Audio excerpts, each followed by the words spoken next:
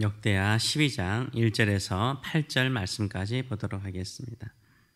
오늘 이 말씀을 가지고 징계 속에 하나님은 의로우시다, 징계 속에 하나님은 의로우시다 고백하라 라는 제목으로 같이 은혜를 나누기로 합니다. 사람이 언제 가장 쉽게 하나님을 떠나갑니까? 아이러니컬하게도 힘들 때가 아닙니다. 잘 될 때입니다. 뭔가 형통할 때입니다. 성공하면 기도가 약해지고요, 안정되면 신앙이 느슨해지고, 편안하면 하나님을 뒷전으로 밀어내는 경향들이 강합니다. 내가 이만 하면 됐지, 이런 교만함이 스며드는 그 순간부터 하나님을 점점 내 주변에서 멀어지게 만드는 경우가 많습니다. 오늘 본문이 그런 모습을 보여주고 있습니다. 르호보암은 강성해졌죠. 3년 동안은 되게 강성해졌습니다. 북이스라엘의 사람들이 여호와 하나님을 사모하는 레위 지파와 제사장들과 수많은 경건한 사람들이 남유다로 내려와서 나라가 부강해졌습니다. 그의 경제력과 그의 힘을 가지고 큰 성들을 견고하게 만들고 음식과 식량들을 저장하고 무기를 저장하고 군대를 주둔시켰습니다. 근데 그의 가정은 어땠습니까? 여러 아내를 통해서 대가족을 이루는 놀라운 역사가 일어났습니다. 모든 것이 다 형통하게 보였습니다. 잘 되는 것처럼 보였습니다. 그러나 나라가 강해지자 교만에 빠져서 그가 버린 것이 있었습니다. 그건 바로 하나님의 말씀을 버렸습니다. 그때 하나님은 애굽 왕 시삭을 들여서요, 그의 애굽에 있는 모든 마병과 병거와 그 주변에 있는 민족들을 대동시켜서 남유다를 공격하게 하셨습니다. 이때 이 어려움 속에서 르호보암과 방백들은 스스로 겸비하여서 고백하죠. 뭐라고 고백합니까? 여호와는 의로우시도다. 여호와는 의로우시도다. 하나님은 옳습니다 라고 고백하고 있습니다. 오늘 이 본문을 통해서 두 가지를 한번 답해 보기로 합니다. 왜 하나님은 징계를 하실까요? 그리고 세상을 섬기는 것과 하나님을 섬기는 것 중에 그 차이는 무엇일까요? 같이 나누기로 합니다. 늘 말씀드리지만 교만은요, 하나님의 말씀을 멀리하게 만듭니다. 하나님의 말씀을 멀리하게 만들어요. 1절의 말씀을 보게 되면 르호보암이 나라가 견고하고 세력이 강해졌대요.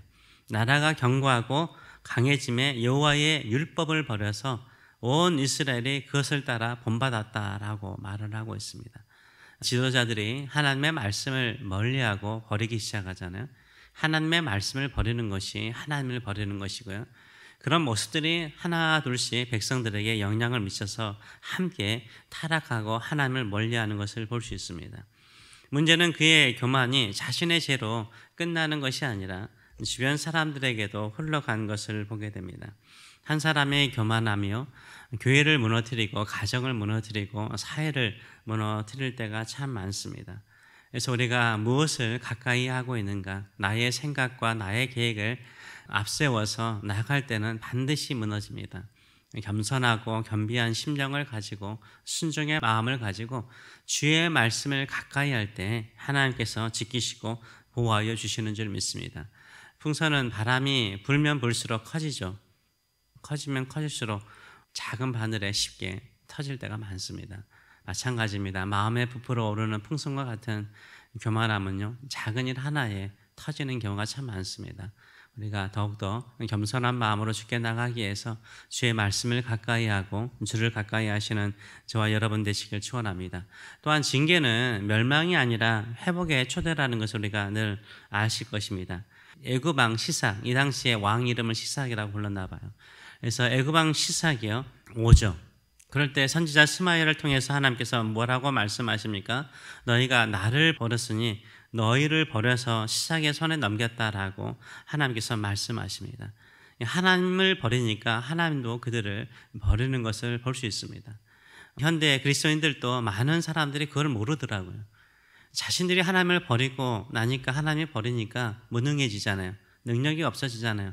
힘들고 어려우면 이 징계를 통해서 하나님께 돌아와야 되는데 원망, 불평, 반항밖에 없는 성도들이 많아요. 이게 진정한 하나님의 백성인가 자녀인가 생각이 들 때가 많습니다. 하나님께 소리를 치실 때에는 겸손해야 됩니다. 멸망이 아니고 어떻게 하는 징계를 통해서 회복의 길로 접어들도록 하신 건데, 수많은 사람들은 징계가 무서워서 회복의 길을 접어들기 전에 하나님을 원망하고 불평하는 경우가 참 많습니다. 이 하나님께서 선지자 스마야를 보내는 목적은 무엇입니까? 너희를 포기하지 않았다는 거죠. 선지자를 통해서 말씀을 전하는 것은 뭡니까? 내가 너희를 포기하지 않았다라는 증거가 되는 것이 아닙니까? 우리 인생 가운데 어렵고 힘든 일이 있을 때 주의 말씀이 나를 찌르는 것처럼 들리고 나를 공격하는 것처럼 들릴 때 겸손함으로 하나님께서 회복의 길을 준비했으니까 나에게 돌아오라고 말씀하시는구나 라고 생각하고 주께 돌아오시는 저와 여러분 되시길 축원합니다. 그래서 징계라는 것은 나를 멸망시키고 나를 없애버리고자 하는 것이 아니라 다시 일으켜 세우려는 하나님의 사인이요 신호인 줄 믿습니다. 이런 믿음을 가지고 주께 더 가까이 나오시는 겸손한 사람이 되시길 축원합니다. 그렇다면 셋째로는 겸손한 사람은 어떤 사람일까요? 겸비한 사람은 어떤 사람일까요? 그 사람은 여호와는 의로우시다. 이 르호보암과 방백들이 고백하는 것처럼 여호와는 의로우시다 인정하는 것이 진정한 회개인 것입니다. 이에 이스라엘 방백들과 왕이 스스로 겸비하여 이르되 여호와는 의로우시다라고 고백을 합니다. 여호와는 의로우시도다. Jehovah is just. 하나님은 의로우시다, 공평하시다, 옳습니다라고 고백하는 것을 볼 수 있습니다. 이게 위대한 고백이죠. 이게 위대한 고백입니다. 이게 위대한 겸손한 고백인 것입니다. 여호와는 의로우시다는 뜻은 무엇입니까? 자기 죄를 먼저 인정하는 거죠. 그들은 외부에게 원인을 탓하지 않습니다. 왕 때문에 우리가 이렇게 전쟁 속에 소용돌이 속에 모든 것을 빼앗기게 되었네요. 세상 때문에 그러네요. 이런 원망을 하지 않는다는 거죠. 여호와는 의롭습니다라고 말하는 것은 이것은 나의 책임입니다. 자기 죄를 인정하고 책임을 지겠다라는 죄인의 마음을 가지고 고백하는 거죠. 두 번째는 하나님의 기준을 받아들이는 것입니다. 이게 얼마나 중요한지 몰라요. 하나님, 저는 이 상황조차 옳다라고 생각합니다. 주님의 판단과 징계가 의롭습니다라고 고백하는 거예요.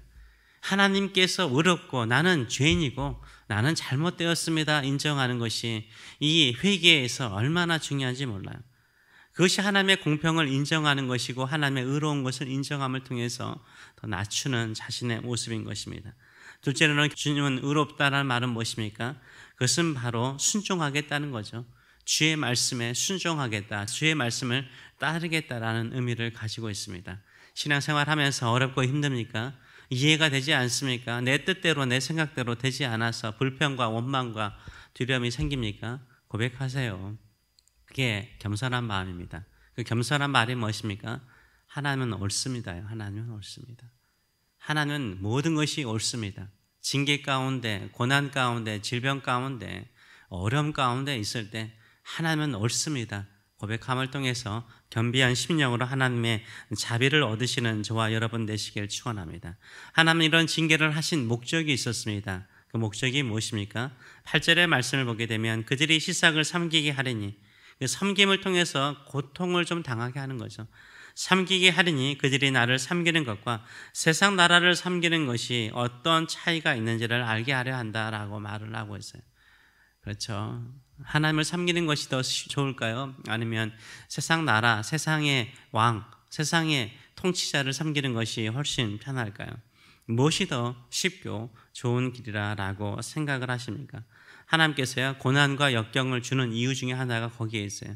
네가 하나님을 의지하며 사는 것이 편한지 아니면 세상을 의지하며 사는 것이 편한지 한번 느껴보라는 거예요. 느껴보라는 거예요. 그리고 스스로 선택하라라고 말을 하고 있습니다.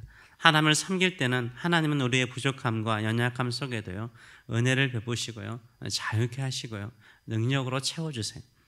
세상을 섬길 때는 어떻습니까? 세상은요, 우리의 있는 모든 것들을 다 빼앗아가요. 건강도 빼앗아가고요, 우리의 마음도 빼앗아가고요, 결국은 우리를 속박하고 얽매이게 할 때가 얼마나 많은지 몰라요. 일하면서 그런 거 안 느끼세요? 우리를 이용하고 착취해서 필요한 것들을 얻고자 하는 것이 세상 나라요, 세상 사람들이에요.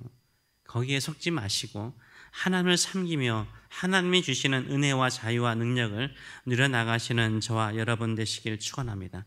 해서 잘 될수록 더 겸손한 마음을 가지고 주의 말씀을 가까이 하고 예배를 통해서 하나님께 영광과 찬양을 돌리시는 저와 여러분 되시길 축원합니다.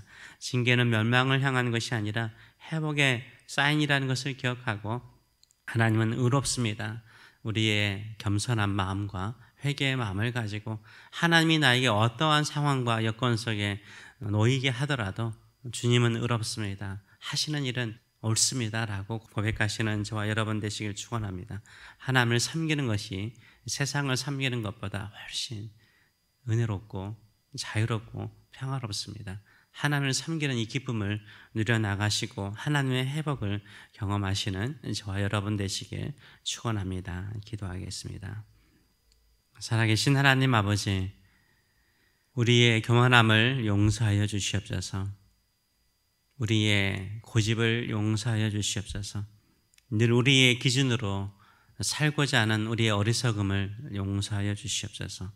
하나님은 의롭습니다. 하나님은 옳습니다. 우리는 늘 연약하며 스스로 깨우치는 자가 되지 못하여서 스스로 교만하여서 세상 나라 섬기고 세상에 얽매여 살면서 고난과 고통과 힘든 것을 경험하면서 주님을 섬기는 것이 더 큰 복이요 주를 의지하는 것이 더 큰 평안이요 능력인 것을 깨우쳐 주신 은혜 진심으로 감사드립니다. 세상보다 하나님을 더 섬기는 자, 겸손함으로 주의 뜻에 순종하는 자, 주님의 기준에 따라 사는 저희들의 삶들 될 수 있도록 축복하여 주시옵소서. 감사드리며 예수님의 이름으로 기도하옵나이다. 아멘.